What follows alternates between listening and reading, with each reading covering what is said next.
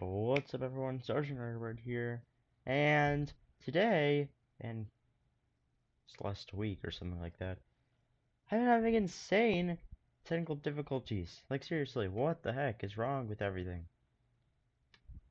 Oops. Okay. Okay, the thing you're seeing on screen, I already fixed that. But, my headphones, like on OBS, literally, my headphones won't connect to the desktop audio. So, yeah. But, nah, like, what can you do, I guess? I guess it kind of works. This video was made possible by Honey. Install now for free using the link below. What? I thought this was an HD. What's going on? And start saving money when you shop online. Part 2. It says it's an HD. What is going on? Coalition Wars, Napoleon had decisively defeated all three of his main rivals on the continent, and he was now undoubtedly the master of Europe. Nice. But oh, never mind. The Battle of Friedland, his enemies sued for peace, and they all met on a raft on a river for negotiations. They had been fighting for the past 4 years, but now Napoleon and Alexander surprisingly got along like a house on fire. They laughed together. They chatted long into the night. They kissed. The two had Oh yeah, I forgot about that. That's so weird. A lot of mutual respect, and Napoleon even told his wife that if Alexander were a woman, I would make him my mistress.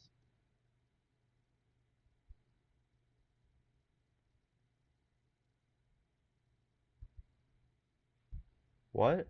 Okay, moving along. Kind of a weird thing to say to your wife, Napoleon. In the end, they came to an amicable agreement. Russia It's a weird thing to say to anyone. would lose barely any land, and in return, they'd join France against the UK and invade Sweden. Win-win. On the other hand, Frederick William III was sidelined, and Prussia lost an enormous amount of territory to French clients. Yeah, they literally lost half of their land. It's crazy. States, only the UK. Like, geez, Austria didn't lose half of their land. They just lost like a tiny bit. And they declared war on you like twice by now, I think. Like, come on, man. Why do you have to be rude to Prussia? I thought you liked the Frederick the Great and all of that. They remained as the last major threat to Napoleon, and they continued to be a big thorn in his side, constantly funding his enemies and using their powerful navy to wreak havoc on French trade and overseas colonies. But what could Napoleon? Oh wait, look, Sicily's still around, and so is Sweden. Powerful navy to wreak havoc, safe across the channel. Well, he said, if I can't fight you with guns, I'll fight you with money. Earlier in 1806, Napoleon had announced the Continental System, a total shutoff of the UK from continental trade. No one in Europe was to trade with Britain, and Napoleon hoped that by hitting their economy, he could force them to negotiate. The British economy did take a hit, and they responded in their typical fashion by going to Copenhagen and blowing a bunch of stuff up. Why? So this is how Denmark joins the war. In general, the British managed to stay afloat by simply increasing their trade with other parts of the world. But in general, I mean, look, there's part of Germany that haven't been taken over, like Mecklenburg and whatever that tiny piece of land is. Like, what is going on with them? I thought they were taken over by now. The British managed to stay afloat by simply increasing their trade with other parts of the world. Many neutral countries found themselves stuck between a rock and a hard place. Gee, it's just so weird seeing the United States look like that. As the two European superpowers demanded they cease trade with the enemy. Hey, America, you better not trade with the French, or else I'll come burn down the White House. What? This is going to wreck my economy. I need to start saving money. How the heck am I going to start saving money? No! I knew it! Go away!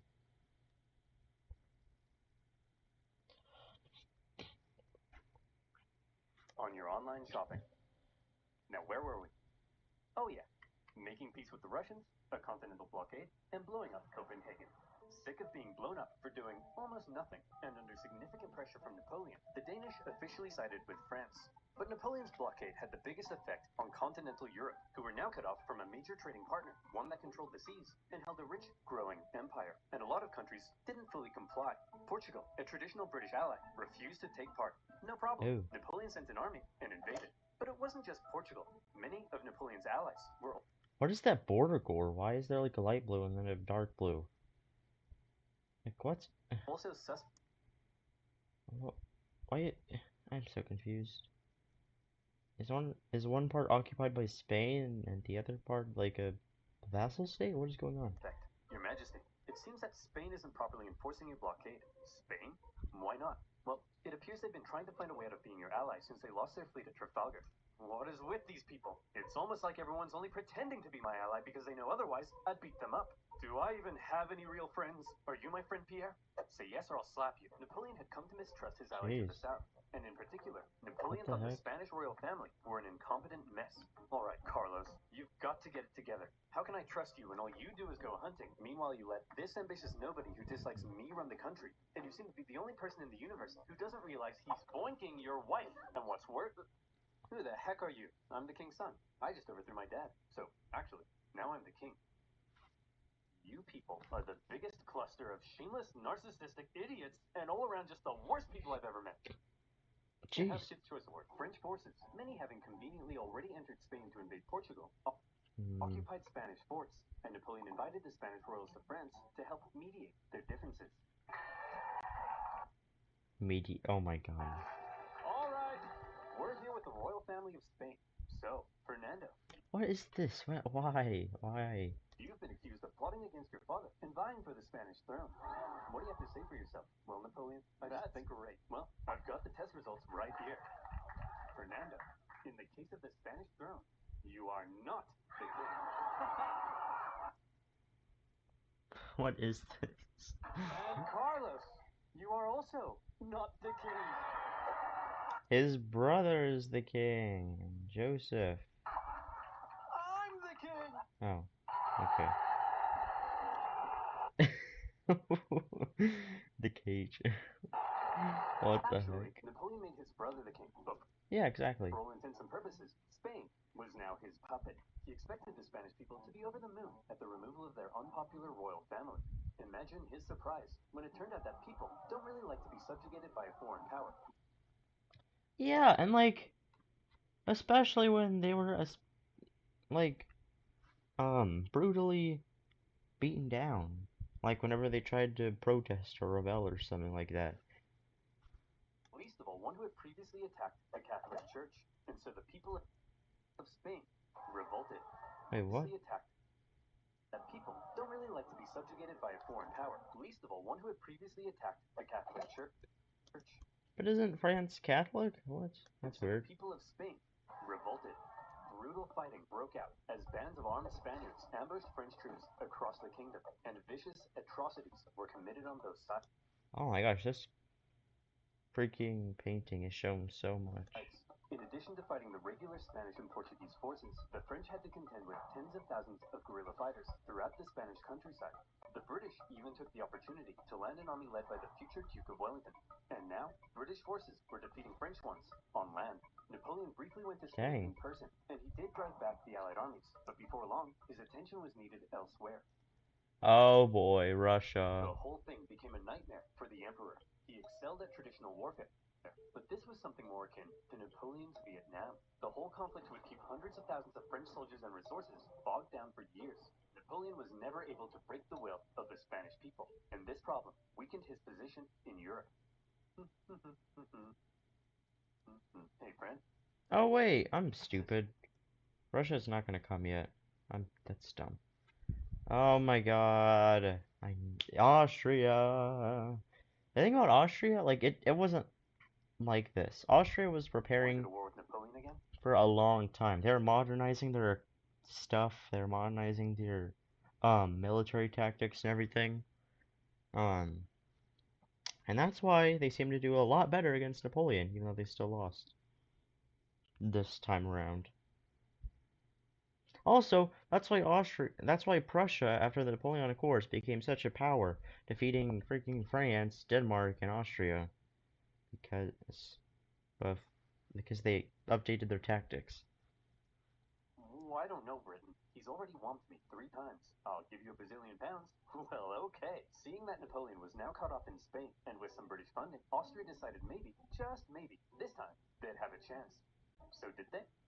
No. Napoleon defeated them in just 4 months. It was quick, but it wasn't exactly easy. The Austrians had been watching Napoleon and learning, and they had made some reforms, while Napoleon, after years of war, was increasingly having to rely on inexperienced conscripts. So this time, the Austrians gave him a run for his money. The Fifth Coalition saw some of the bloodiest battles to date, including Napoleon's first major defeat, and when he did, How are they relying more and more on inexperienced troops? Like they've been. Oh no, I feel like the sound is too quiet on this. I hope that's not the case. But France has been at war for like an extremely long time against the Allies. You would think that at this point they wouldn't be inexperienced anymore. finally defeat the Austrians at the Battle of Wagram. It was a very costly victory. Still, Oh. Napoleon had yet again kicked Francis's butt, and as part of the peace terms, Austria lost a bunch more land. Not long after, however, Napoleon and Francis came to another agreement. It was decided that Napoleon would marry Francis's young daughter. But wait, doesn't Napoleon already have a wife? Well, yes, he did. Josephine and Napoleon had become quite fond of one another, but now that Napoleon was playing the monarch game, he needed a male heir, and his aging wife wasn't giving him one, so it was out with the old and in with the new. At least he didn't behead anyone. For Austria, they felt that if Napoleon was going What? to keep on winning, they may as well be on his side. So through the marriage, Napoleon got an alliance with Austria and a beautiful baby potato. Ugh, look at its face. Wait, so I guess that's what she looks like? Between the failing blockade against Britain, the ongoing war in Spain, and now his recent struggles in Austria, cracks in Napoleon's invincibility were beginning to show. But still, look at this map. So blue, so beautiful. Even Sweden, after being pulverized by Russia, overthrew their king, and after an interesting chain of events, ended up putting one of Napoleon's own marshals in charge. Marshal Bernadotte took the name Karl Johan and became Crown Prince of Sweden. After Oh yeah, we talked about this. And then Sweden freaking betrays Napoleon. agreeing to join Napoleon's continental system, for now, Sweden was Team France. For now. Napoleon was on top of the world. He had won an endless string of victories. But seriously, again! Freaking Sweden loses half their land, just like Prussia. Like, what the heck, man? Rude. All he had to do next was on top of the world. He had won an What did I do? endless string of victories. All he had to do now was sit back and not make any major miscalculations that could completely turn the tide of war. So let's see what comes next. France's alliance with Oh boy. Russia was a terrifying prospect. Together, the two could have been unstoppable, but unfortunately, the alliance didn't last. The Russians felt they weren't getting a fair deal. Napoleon's Duchy of Warsaw right on their doorstep was a bit of an insult, and then their economy began to tank because of Napoleon's British blockade. And eventually, they began to open up trade. Your Majesty, it seems Alexander is no longer abiding by the continental system and has Oh my god, he's trading with Britain. Let's declare war on Russia, guys. Because they're trading with another country. That's crazy. begun trading with the British. Alexander? But he kissed me. He kissed you? You wouldn't get it, Pierre. No one would ever kiss you. What the heck? The security of Napoleon's empire depended on removing the British threat, and he wasn't happy with Russia's backdoor shenanigans. And so in 1812, Napoleon decided to go to war. He gathered together the most massive army Europe had ever seen, made up of troops from every corner of his empire, and he prepared to invade. Okay, it looks like Napoleon's coming for us. Generals, I need ideas. We could stand and fight. No, that's stupid. You're stupid. We could run away. You're a star. You'll remember Napoleon's Oh my tactics god. relied on astonishing speed to outmaneuver his enemy and force a quick, decisive battle. Well, I've got two words for you. Scorched earth. If his opponent retreated while scorching the earth, his men couldn't live off the land. And if his men couldn't live off the land, he needed his supply trains. And if he needed his supply trains, he couldn't move quickly. And if he couldn't move quickly, he couldn't outmaneuver his enemy. And if he couldn't outmaneuver his enemy, I think you get the point. Napoleon launched his invasion and hoped for a great Yeah. battle, but all he could do was try to catch the retreating Russians while moving deeper and deeper into hostile territory. As he went, the horribly hot summer devastated. Oh yeah, fun fact. The summer actually took more lives than the famous winter that everyone talks about in this war against Russia. Like, why does everyone talk about, why does no one remember about the summer? Everyone always focuses on the winter. And they're like, and and these stupid memes, I know I make fun of them literally in every single video that has to do with Russia. They're like, ha ha ha, Hitler and Napoleon both invaded in the winter. Like, you don't invade Russia in the winter, that's why they lost. Like, first of all, the winter is not the major reason why they lost. There's a ton of other factors. Like, really, it's cold, so therefore they're gonna lose horribly? No. Well, that's a benefiting factor, but no. And also, they never invaded them in the winter. They didn't invade them in the winter. They invaded them in the summer. Like, come on. What? Why do they? They all say this. Every single meme. They all say, why did they invade them in the winter? They didn't invade them in the winter. They didn't invade them in the winter. They didn't invade them in the winter. They didn't invade them in the winter. What the heck? They didn't. I'm being serious. They didn't invade them. Okay, I'm just gonna play this. His army. His men died of heat, exhaustion, and disease. Supplies began to run out, and his men began to starve. Many deserted, and still the Russians continued to retreat. Numerous times, Is this number on the top right accurate? Like, is that actually the amount of men they're Napoleon losing? considered turning back, but that little voice in his head kept on telling him, keep going, just a little further. And don't worry, you're definitely average height for the time. He nearly caught the Russians at Smolensk, but it was his birthday, so he had a party instead. Wait, what? When he finally reached Moscow, he predicted the Russians wouldn't be willing to give up such a historic and holy city without a fight. And he was right. The Russians finally turned to face him for the single deadliest day of the Napoleonic Wars, the Battle of Borodino. The Russians fought valiantly, and as he got older, Napoleon's battle tactics seemed to become a little less refined and a little more run straight at the enemy, try not to die. What? He launched Holy a full frontal assault at the Russian defenses, and as a result, the death toll was colossal. The Russians eventually decided to retreat, leaving Moscow to fall into Napoleon's hands. Quick, the French are taking the city. Release all these prisoners immediately, and tell them to burn it to the ground. Well, Jimmy the arsonist, you are not going to believe your luck. Moscow went up in flames, and as Napoleon entered, it became very clear his army wouldn't be able to stay there very long. But he had just defeated the Russian army and taken their most beloved city. In his mind, he had won. So he sent Tsar Alexander in St. Petersburg a letter. Your Imperial Majesty, Napoleon requests your surrender. How shall I respond? You shan't, Dmitri. Ever. But, Your Majesty, it will be winter soon. The French forces are stuck 500 miles into Russian territory with dwindling supplies. If we don't say anything, well, then they'll all die. Oh! After waiting for a response for about a month, the first snow of winter began to fall, and Napoleon sensed the catastrophe that was about to unfold. He decided their only choice now. Yeah, like I said, yes, the winter had a huge impact, but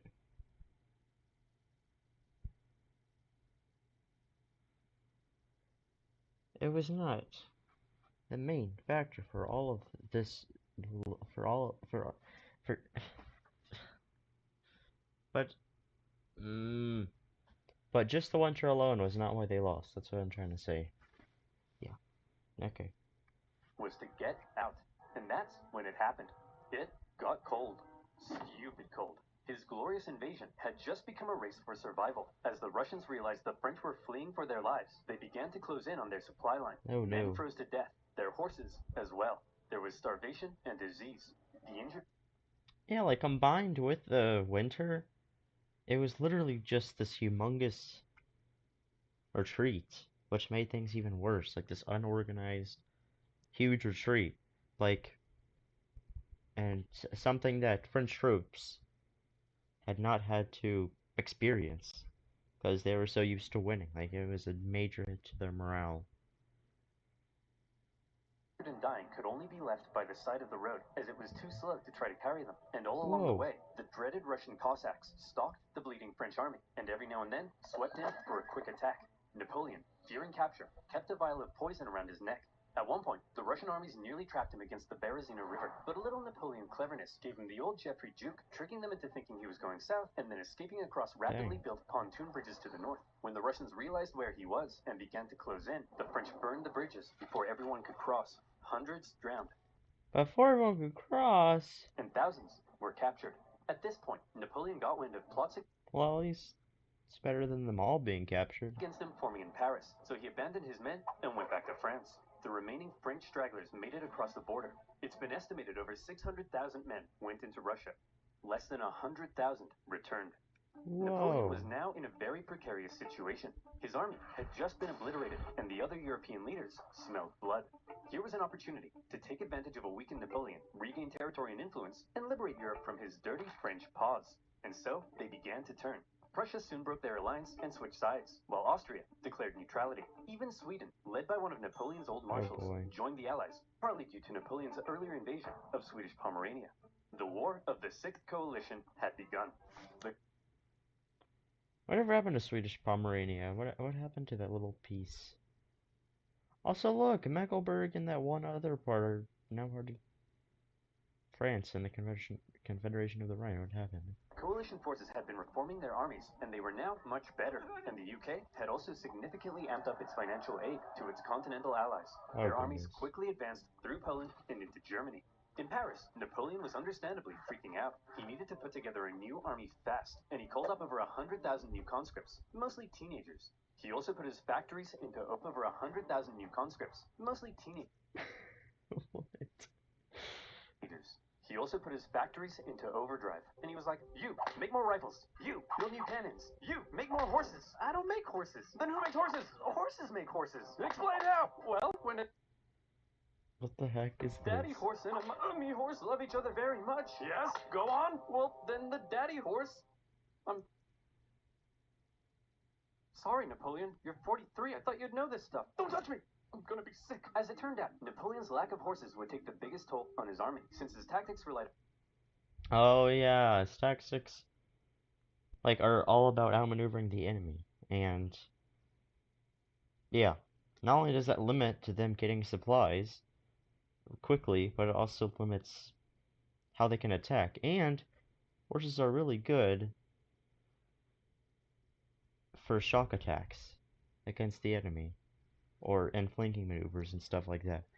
And without that, it's not that good for Napoleon. On speed, maneuverability, and destruction. When he took the fight to the Allies in 1813, he did defeat them and sent them running. But lacking cavalry, he was unable to effectively pursue and destroy. He needed horses. For the Allies, being defeated in battle by a man whose army was now full of inexperienced conscripts was concerning. So both sides were like, hold up, time out. The Allies were somewhat cornered, and had Napoleon kept going, it's possible... Oh, the Battle of Leipzig is about to happen, I think. He could have won, but instead he agreed to a brief truce with the Austrians mediating between the two sides. When Austria demanded Napoleon make major concessions, Napoleon told them to shove it. Having had their terms rejected, Austria felt now they were justified in saying, well, we tried, and they joined the coalition. Okay, everyone. Yeah, they should have agreed to that. That was actually a pretty good deal. Better than they started off originally, I think. What in the heck? I'll fix it later. What in the world? Look at us. The boys are back together, but Napoleon is still dangerous, so we need a plan. Any ideas? Ooh, I know. No, forget it. That's stupid. No. I've got it! When he approaches, we run away. I fixed it. Genius. He's a genius. The plan was as follows. Oh, yeah, that's what worked in Russia, kind of. Wherever Napoleon advanced, whoever he advanced on would avoid battle, allowing the others to sweep in from the sides and attack the French marshals guarding his flanks. Essentially, the plan was, don't try to fight Napoleon. And this plan worked tremendously. The Allies scored a number of victories that saw Napoleon move back to the city of Leipzig, where he would make one last major stand as the Allied armies converged in on him from all sides. The stage was set for the biggest and bloodiest battle of the Napoleonic Wars. I'm gonna stop it here on a cliffhanger, and it's right at the middle too. Dang, these videos are so they're calling this oversimplified, but they are really, really detailed and informative. Wow, I really like that. But anyways, thank you all for watching, and yeah, tomorrow we're gonna hear about the Battle of Leipzig. Very, very, very nice battle. Anyways, thank you all for watching, and have a nice day, and goodbye. Hello everyone, if you enjoyed this video, make sure to like it and subscribe to my channel, and turn on the notification bell thingy. And if you didn't, then make sure to leave a thumbs down. But yeah, that would be greatly appreciated. And while you're at it, go ahead and watch my other videos. They're probably just as good, and if not better than this one right now. Except for my oldest videos, don't watch those. And, you know, subscribe to these people down here, my fellow sergeants. They're other YouTubers that I either know or I have in high regards. Yeah, even my cat agrees. So, thank you for watching, and have a great day.